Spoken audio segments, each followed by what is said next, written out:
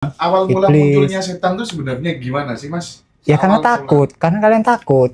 Kalian di kegelapan takut ya, otomatis kalian takut setan. Udah gitu doang hasilnya. Kalau kalian berani di kegelapan ya, otomatis kalian nggak takut setan. Karena kalian paham setan cuma ya bikinan pikiran kalian sendiri.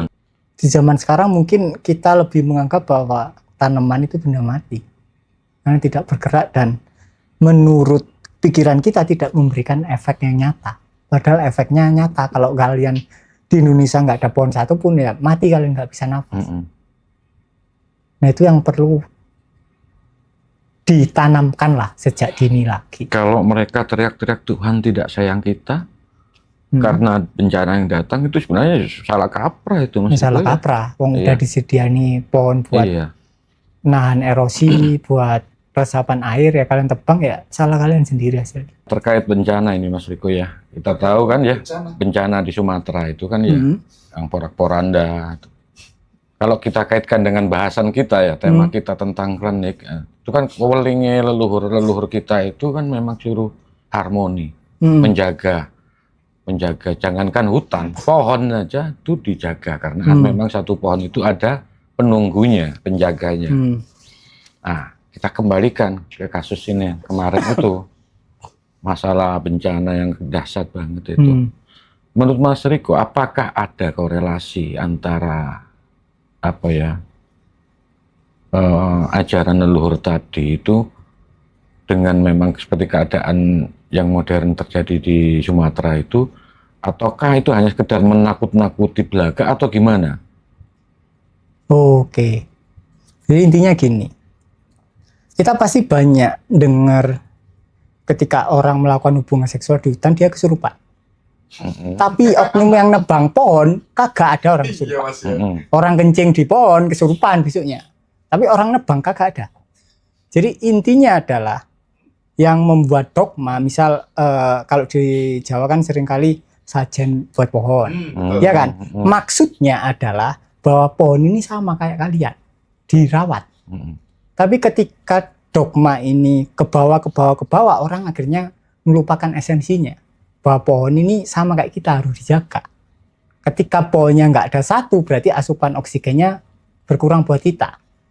Resapan airnya juga akhirnya berkurang, layar kenompinya berkurang, intensitas airnya bertambah karena langsung ke tanah, erosi, buyar. Nah ketika esensinya akhirnya nggak ikut turun, tergeser cuma jadinya akhirnya klinik, kita akhirnya kasih sesajen karena takut sama penunggunya ya buyar. Kalian nggak ngesajen nggak apa-apa. Yang penting maksudnya kalian tahu. Oh berarti lingkungan ini sama pentingnya dengan manusia. Kemudian nggak kalian rusak, ya selesai. Tapi kalau yang turun terus cuma masalah sajennya, tapi pemahamannya nggak turun ya buyar. Kalian akhirnya males sajen karena wis nggak relevan sama penghuni pohon. Akhirnya kalian nggak nyajen ya kalian tebang. Ditebang semuanya jadi sawit ya buyar. Itu. Jadi ya yang harus kita jaga itu bukan dogmanya tapi esensinya. Kenapa dogma ini muncul? Faktor apa kira-kira itu yang sampai mengakibatkan pergeseran esensi tadi itu? Ya karena orang tua ngajari anaknya cuma teknikalnya. Tapi tujuan dilakukannya nggak diajari, ya kan? Kayak kita disuruh ibadah, tapi kita nggak diajari. Ini ibadah itu, kenapa aku harus ibadah itu nggak diajari. Maksudnya? Akhirnya esensinya hilang. Sama. Esensinya. Kayak kita disuruh misalnya ngerawat pohon, tapi nggak diajari esensinya, akhirnya kita males. Sama. Intinya yaitu dogmanya turun tanpa pengajaran sebab musababnya. Kalau di pohon-pohon itu dikasih itu ya kain kotak dan sebenarnya kain poleng. Apa namanya? Kain poleng. Poleng. Itu memang local wisdom yang istilahnya memang kita harus menghormati, menghargai bahwa itu juga sama-sama makhluk hidup. Saya ingat betul ketika waktu masih kecil, kalau di tempat saya mau motong pohon, itu ada ritualnya. Ritual itu intinya kalau saya tangkap sekarang itu permohonan maaf. Saya akan membunuhmu dan akan menggunakan kayumu untuk suatu bangunan atau rumah atau apa. Jadi ternyata kalau saya saya ingat-ingat itu sekarang itu ya, orang dulu itu malah lebih bijaksana. bijak. Iya. Tapi ketika kena generasi yang terus-menerus, akhirnya terkulturisasi dengan setan-setanan.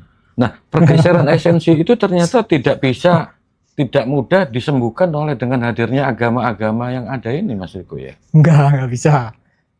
Karena ajarannya juga terkadang membawa ketakutan yang sama. Masih diajari setan, awal mula iblis. munculnya setan itu sebenarnya gimana sih, Mas? Ya karena Awal takut, karena kalian takut. Kalian di kegelapan takut ya, otomatis kalian takut setan. Udah gitu doang hasilnya. Kalau kalian berani di kegelapan ya, otomatis kalian nggak takut setan. Karena kalian paham setan cuma ya bikinan pikiran kalian sendiri. Berarti Mas Riko sama sekali tidak membuka kemungkinan bahwa makhluk itu ada, enggak? Mungkin ada, mungkin tidak, tapi ya nggak penting lah buatku. Ngapain ngurusin setan gitu. Biarlah dia mengurus dirinya sendiri.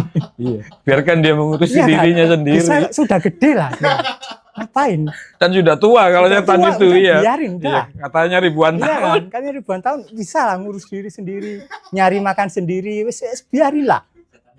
Nah, mungkin Iya. setannya lagi nonton. Iya. Makanya pada ketawa Iya, semua. iya, iya. Iya. Dan juga yang diwawancara, juga sama wawancara juga sama setannya.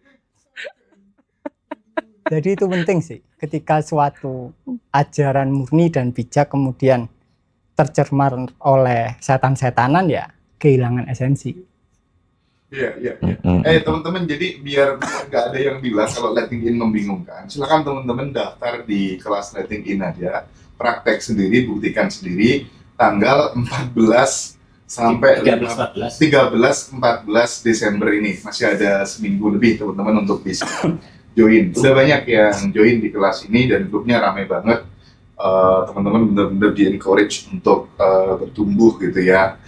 Yang selama ini mungkin jadi tanda tanya dan lain sebagainya nanti akan terjawab sudah gitu.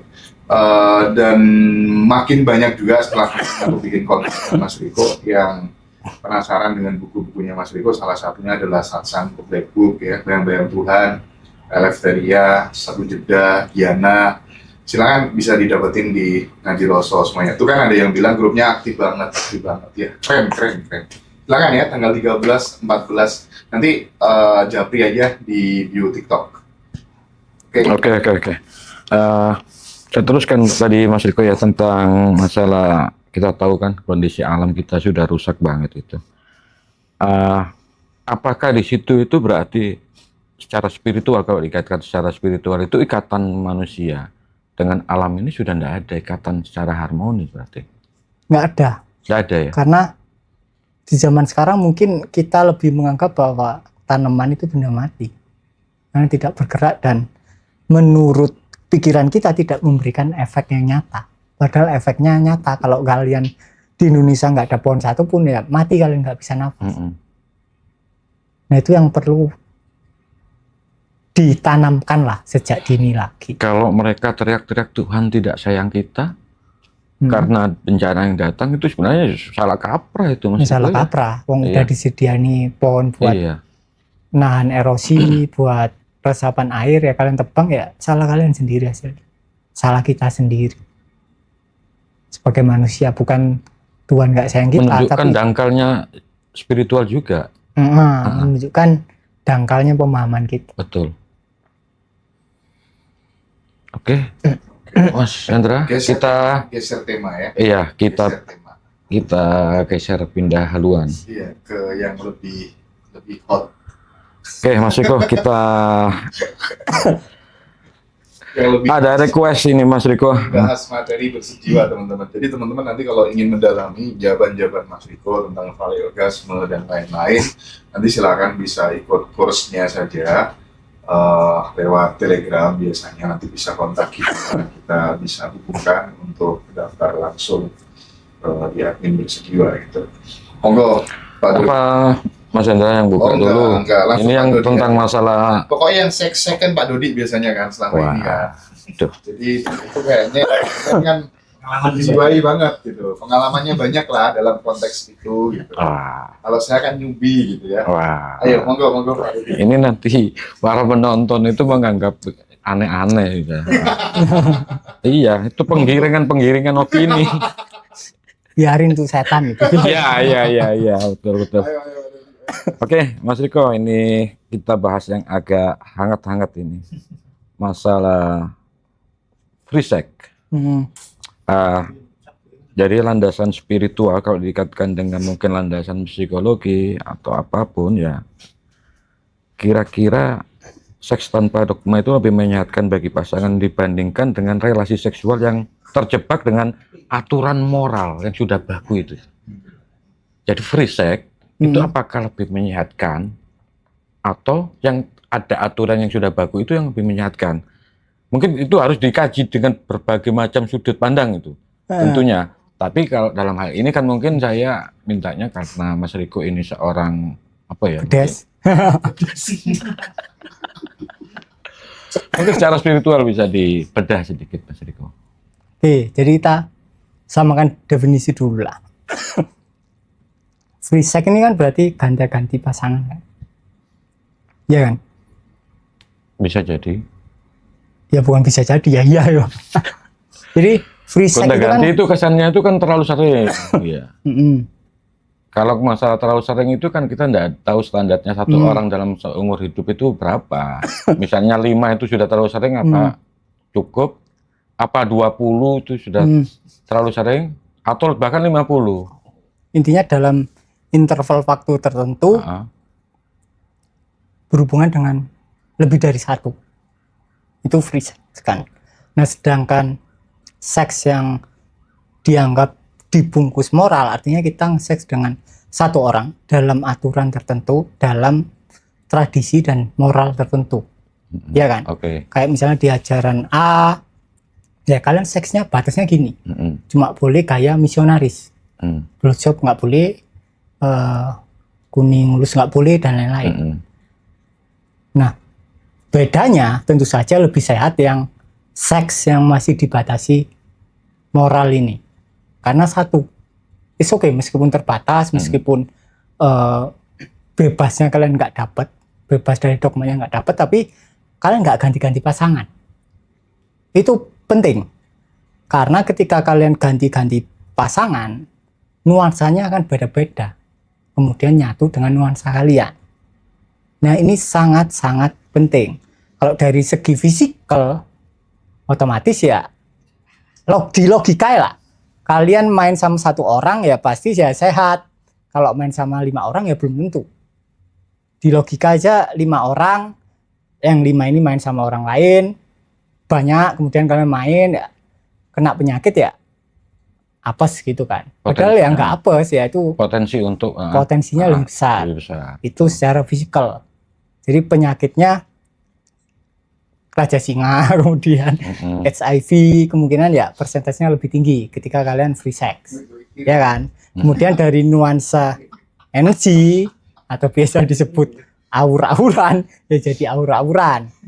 Karena kalau sebelumnya kalian nuansanya ya stabil di situ aja, sekarang ya marat-marit, nyatu kemanapun. Pikiran kalian akan lebih rame, secara nuansa ya kalian akan lebih nggak enak. Pokoknya. Penjelasan barusan kalau boleh saya rangkum itu kan banyak yang berlatar belakang kesehatan. Yang ingin saya kupas itu karena ini saya berdialog sama Mas Riko, ini saya ngambil spiritualnya. Yang tadi katanya kalau Mas Riko jargonnya kan kita itu sebenarnya nggak ada. Terus salahnya di mana kalau kita masuk free sex? Kitanya juga nggak ada. Oke, nah sekarang gini. Kita kan lahir dari seks kan? Betul? Betul. Berarti seks adalah hal yang sakral. Setuju? Setuju. Berarti semua sel kita aslinya itu adalah sel seks yang berkembang, berdiferensiasi, berspesialisasi, membentuk organ, jaringan, kemudian tubuh utuh. Itu pertama. Kemudian ketika kita tidak merasa bersalah lagi dengan seksualitas kita, bukan adegan seksnya, tapi seksualitas kita, gairah kita. Kita kan senantiasa merasa bersalah ketika ngaceng, ya kan? ada rasa nggak nyaman, kemudian kita kayak ada dorongan untuk segera menyelesaikan. Nah, itu berarti kan ada rasa tidak nyaman dan rasa bersalah kan. Nah, itu mungkin faktor kejiwaan kalau itu. Kalau ada yang ereksi merasa nggak nyaman, itu kan harus diperiksa ke dokter itu. No, karena dari kecil kita dididik bahwa seks itu adalah hal yang buruk. Nah, itu harus dijelaskan lagi. Contoh, Perlu diluruskan itu. Contoh, Pak Dodi kan waktu kecil kan pasti demen megangi penis kan. Yang dilakukan sama orang tua, kebanyakan orang tua pasti nampel tangan anaknya. Di situ akan dimaknai otak Pak Dodik bahwa oh ini adalah area yang terlarang, yang tidak bagus untuk dipegang. Kemudian sama akan gambar ketika TK gambar manusia nggak ada penisnya. Di situ ini jadi alien. Ini bukan bagian tubuhmu. Kemudian secara tidak sadar sampai tolak. Jadi alien, dia terbang ke angkasa. Jadi itu awalnya. Sebagian besar manusia tidak sadar kalau dia merasa bersalah ketika ngaceng. Padahal ya 99% cowok itu merasa bersalah ketika ngaceng.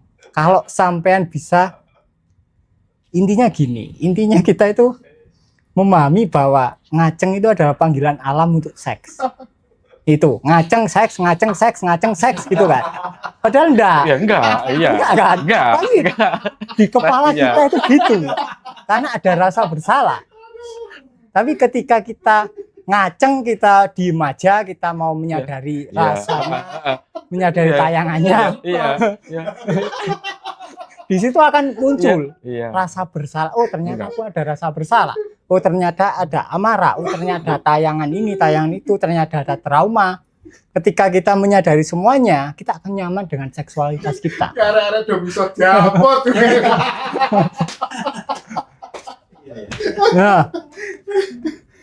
Nah, ini penting. Ketika secara tidak sadar kalian tidak menerima bagian tertentu dari tubuh kalian, berarti kalian tidak menerima diri kalian secara utuh. Sama kayak emosi.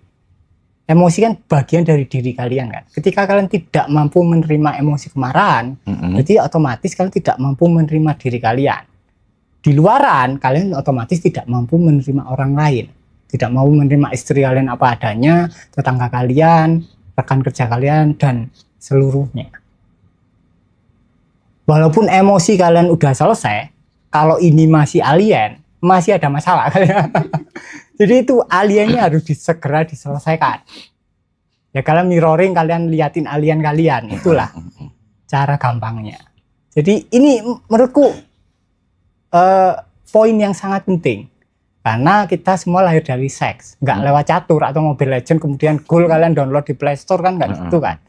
Jadi kalian lahirnya lewat seks. Jadi itu harus diselesaikan pertama kali. Makanya banyak keluhan itu dari sisi spiritual itu ketika dia meditasi, ketika dia letting in, ketika dia belajar menyadari, mas aku kok ngacengan? Nah itu wajar.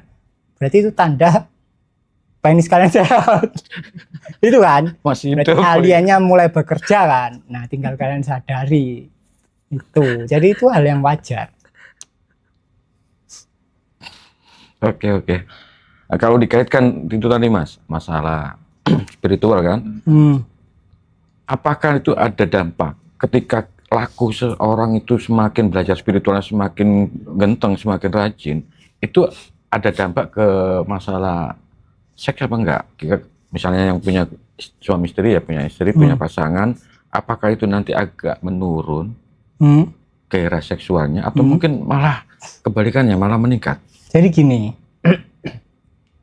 ketika kalian mulai menapaki jalur spiritual, sadar, belajar sadar, meditasi dan lain-lain, di awal itu akan naik. Di awal akan naik. Tapi ketika kalian sadari, gairahnya akan berkurang. Justru kalian akan dapat pemahaman bahwa seks yang benar-benar enak itu terjadi ketika tidak ada gairah sama sekali. Ketika kalian melakukan seks tapi tidak ada gairah. Nah, di situ permainan dimulai. Tapi ketika kalian ada gairah, kalian melakukan seks, itu bukan permainan. Karena ada urgensi. Nah, itu penting. Jadi ketika kalian udah sadar banyak kosongnya, gairah kalian pun nggak usah khawatir. Ya, kalian tetap nge-seks, Dan kalian akan mendapatkan kenikmatan yang selama ini nggak pernah kalian alami. Ini penonton puyeng itu, Mas. Biar puyeng. Ya puyeng. Kita melakukan seks tanpa ada hasrat itu ya, yang apa yang dijelaskan Mas Riko kan juga agak aneh mau menikmati ke arah situ. Nah ini Puyeng, iya. intinya adalah ketika kalian kosong, kalian hadir sebagai cinta, akhirnya adalah cinta yang melakukan hubungan seksual. Jadi cinta yang mengekspresikan dirinya sebagai aktivitas seksual, bukan dua fisik lagi. Nah itu penting. Ketika kita ada di posisi itu, nggak mungkin kalian terjun bebas ke free sex. Itu hal yang impossible. Nah, kita tahu Linggayoni ya, seperti Monas itu kan lambang Linggayoni. Lambang. Iya. Pertemuan antara organ intimnya wanita dan laki-laki kan ya. Itu memang kalau di Nusantara khususnya di Jawa ini, kita sering kan banyak bangunan yang pakai Linggayoni. Itu kan memang perpaduan seksual itu masalah itu ya. Sangkan paraning dumadi. Jadi awal mula terciptanya seseorang ya kita semua ini. Kita itu. Karena dari situ itu. Dan simbolnya kan ini kan satu-satu kan. Nggak ada yang yoninya dimasuki 3 kan, nggak ada kan. Oh iya. Nggak ada yang ya satu lawan satu. Kosong nunggu dimasukin, nggak ada. Nah, itu satu-satu kan. Nah itu saya enggak jadi tanya ke situ. Saya enggak jadi tanya ke situ. Iya. Karena memang itu satu paket memang Mas Memang ya. satu paket. Satu paket. Iya. Bukan 3-1 ya. Berarti Bukan kalau 3-1. misalnya trisam, ya trisam atau gangbang, berarti itu sudah di luar spiritual dan sebagainya. Dengan dari apapun itu tidak ada alasan membenarkan itu. Jadi Itu kan gini. ekspresi kesadaran itu. Jadi kan gini. Ya memang ekspresi, tapi ya kita perlu cari tahu ekspresi ini muncul atas error yang mana. Ternyata errornya karena kalian menolak seksualitas kalian sendiri. Apa yang kalian tolak itu akan meledak. Contoh, kalian menolak seksualitas kalian. Kemudian kalian akan demen melihat foto porno. Kalian demen melihat video porno, sekarang banyak kalian ketagihan. Yang awalnya seks itu di alien ini pindah ke kepala. Pindah kan. Kan harusnya tetap di sini kan. Kenapa dia pindah ke kepala? Karena yang di sini kalian tolak seksualitasnya. Kalian nggak nyaman sama tubuh kalian yang seksual. Akhirnya pindah ke kepala. Menurut kalian lebih aman. Padahal enggak. Itu adalah fase yang berbahaya. Ketika itu udah pindah di kepala, kalian hobi nonton video porno, kalian hobi majalah porno, tinggal tunggu waktu. Karena ketika kalian hobi video porno, majalah porno, dopaminnya akan crash. Ketika dopamin crash, prolaktinnya high, kelainan akan muncul. Entah itu threesome, entah itu lesbian, entah itu homo, entah itu jomblo seumur hidup, dan lain-lain. Banyak lah. Jadi itu ketika seksualitas pindah ke kepala, kalian ketagihan video porno, ketagihan coli, masturbasi, dan lain-lain. Yang cewek juga mungkin ketagihan dengan alat yang elektrik, ya sama. Jadi dopaminnya akan turun di bawah ambang batas, kemudian prolaktinnya akan tinggi. Nah itu awal. Buyar weh. Kalian akan bosan dengan pasangan resmi kalian. Kalian mulai jajan karena autopilot genetiknya